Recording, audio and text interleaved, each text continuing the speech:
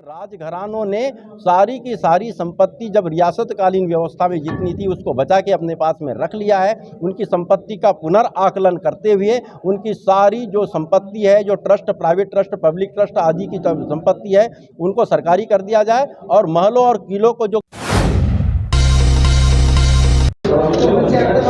बेरोजगारी को लेकर सामाजिक जन आंदोलन खास करके नौजवानों के लिए भास्कर राव जी के नेतृत्व में आज जौरा से शुरुआत हुई है।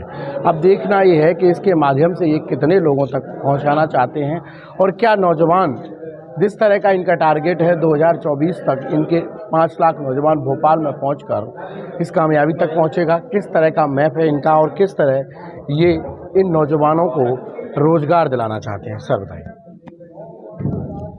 देखिए, शिक्षित बेरोजगार युवाओं की समस्याओं का मैंने बहुत गंभीरतापूर्वक अध्ययन किया और मैंने देखा कि अधिकतर लोग आवाज़ उठाते हैं कि प्राइवेटाइजेशन बंद कर दो या जितनी वैकेंसी खाली है इसमें नियुक्ति क्यों नहीं हो रही है। लेकिन मेरे सामने कुछ और अलग टाइप के तथ्य सामने आए। हकीकत कुछ और है। इन्होंने प्राइवेट सेक्टर से कैसे काम लेने शुरू किया है, उससे क्या दिक्कत हुई, उस पर मैं आया और जो 5 बिंदु जो मेरे सामने आए वो 5 बिंदु ये है कि यदि हम 58 साल सेवानिवृत्ति आयु लागू कर देते हैं तो जो ये 68 तक पहुंचते जा रहे हैं उस पर विराम लगेगा। दूसरी चीज़, अभी EPFO ने 5 साल और बढ़ाने की अनुशंसा कर दी है। यदि 70 और 73 साल में अधिकारी कर्मचारी सेवानिवृत्त होंगे तो 10-12 साल तक नियुक्तियां निकलेगी नहीं, वैकेंसियां नहीं निकलेगी और बड़ी विचित्र स्थिति बन जाएगी। इसलिए हमने 31 जुलाई 2024 की डेट में सर्वे अध्ययन निकाला, सरकार से आंकड़े निकाले तो हमारे सामने ये आंकड़े निकल के आए कि सरकारी निगम मंडल बोर्ड सहित कुल 5,30,000 अधिकारी कर्मचारी सेवानिवृत्त हो जाएंगे और हम 1 जनवरी 2024 को युवा दिवस मनाएंगे। सरकार को बाध्य कर देंगे 58 साल सेवानिवृत्ति आयु लागू करने पर और 6-7 महीने की अवधि में 2024 में 5,30,000 युवाओं को सम्मानजनक सरकारी नौकरियां मिल जाएगी। दूसरी महत्वपूर्ण बात यह है कि सन 1948 में भारत सरकार ने विधेयक पारित करा के न्यूनतम मजदूरी अधिनियम अशिक्षित वर्ग के कामगारों के लिए बनाया। उसके बाद में शिक्षित वर्ग के कर्मचारियों के लिए अब तक न्यूनतम वेतन अधिनियम नहीं बना है। निजी और सरकारी क्षेत्र में वेतन विसंगति बहुत बड़ी है। उसको दूर करने के लिए न्यूनतम वेतन अधिनियम मध्य प्रदेश में लागू करवा के रहेंगे। तीसरी बात यह है कि आउटसोर्सिंग के तहत भर्ती की जा रही है। BPO और KPO के तहत रजिस्टर्ड कंपनियों के द्वारा। बिल्कुल ये अपराध है, चाहे अपराध सरकार कर रही हो या आउटसोर्सिंग कंपनियां कर रही हो, ये बहुत ही बड़ा अपराध है। उन अपराधियों को जेल भी पहुंचाया जाएगा आगे जा करके और जितनी आउटसोर्सिंग से भर्ती हुई उनके स्थान पर नियमित नियुक्ति कराई जाएगी। चौथी बात यह है कि 8 घंटे की शिफ्ट ड्यूटी प्राइवेट सेक्टर में होती थी उसको 12 घंटे कर दिया गया है, जिससे बेरोजगारी बढ़ी है। श्रम कानूनों को, जो बाध्यकारी श्रम कानून थे जिसके तहत नौकरी से निकालना कठिन था, न्यायालय में चले जाते थे कर्मचारी, उनको हटा दिया गया, आज़ादी दे दी गई उनको।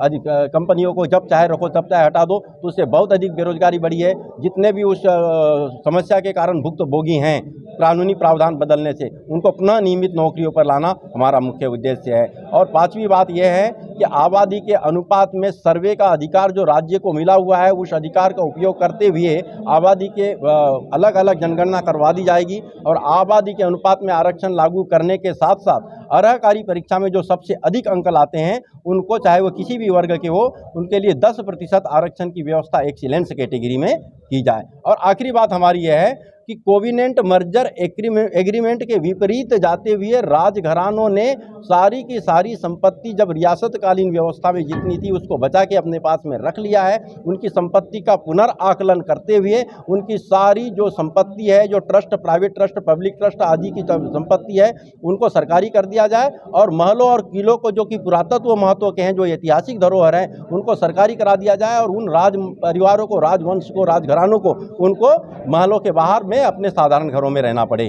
तब जा करके उस राशि जो हमारे पास में आएगी, राजघरानों की संपत्ति को बेच करके जो राशि आएगी, उससे हम पूरे राज्य में इंडस्ट्री सेंट्रिक कम्युनिटी फार्मिंग का एक कॉरिडोर तैयार करेंगे और ग्लोबल नेचर का मांग के अनुरूप उत्पादन, कृषि उत्पादन शुरू होगा तो किसानों की दशा 10%, किसानों के 2 से 10% तक आय बढ़ेगी और किसानों के बच्चों को फूड प्रोसेसिंग इंडस्ट्री में नौकरी मिलने लगेगी और यह राज्य नव क्रांति की ओर अग्रसर हो हो जाएगा, जिस उद्देश्य से हमने 1 नवंबर मध्य प्रदेश के स्थापना दिवस से सम्यक यात्रा शुरू की है। ये 45 दिवसीय यात्रा है, पूरे 52 जिलों से निकलेगी, 138 विधानसभा क्षेत्र कवर कर रहे हैं, लेकिन राजनीतिक तरीके से तैयार नहीं कर रहे हैं, बल्कि युवाओं को तैयार करा रहे हैं। और हमारा फोकस का दिन है 1 जनवरी 2024। 1 जनवरी 2024 को जितने भी मुद्दे मैंने आपके सामने रखे हैं, हम इसे लागू करवा के रहेंगे। और यदि उस समय के मुख्यमंत्री ने हस्ताक्षर नहीं किया तो दूसरे दिन उसे कुर्सी पर बैठने का अधिकार नहीं लेकिन मिलेगा। क्या नहीं लगता आपको कि जितना जरूरी रोजगार है उतनी जरूरी भी एजुकेशन है? अभी मध्य प्रदेश में 11,000 से ज़्यादा स्कूल बंद किए गए। मानते हैं आप मर्डर ऑफ एजुकेशन देश भर में चल रहा है, तो इस पर भी आंदोलन जरूरी था जितना जरूरी, क्या मानते हैं? मेरा अभियान केवल इस समय में शिक्षित बेरोजगार युवा जो भटक रहे हैं उनको सही तरीके से प्लेसमेंट अपॉर्चुनिटी से जोड़ना है, संभावनाओं के द्वार तक पहुंचाना है। मैंने एजुकेशन से रिलेटेड 3 किताबें लिखी है। आप जो बात बोल रहे हैं वो काफ़ी हद तक सही है, लेकिन उसमें भी सुधार किया जाएगा। पहले जो हमारे सामने फौज खड़ी हो गई है बेरोजगारों की, उनके बारे में चिंतन करें, उनको आगे बढ़ाए, उनको प्लेसमेंट दिलाए। उसके बाद में शैक्षणिक सुधार के लिए भी प्रोफेशनल आधार पर पढ़ाई और क्वालिटी बेस्ड पढ़ाई कराने के लिए हम प्रयास करेंगे। इंडस्ट्री सेंट्रिक पाठ्यक्रम तैयार किए जाएंगे। राजा और महाराजाओं की प्रॉपर्टी को भी गवर्नमेंट घोषित किया जाए ताकि सरकार पर जो कर्जा है वो बराबर हो चुके, ऐसा कहना है भास्कर राव जी का। बने रहिए और देखता रहिए। कैमरा पर्सन प्रताप के साथ ब्यूरो रिपोर्ट, लोकनायक न्यूज़, मध्य प्रदेश।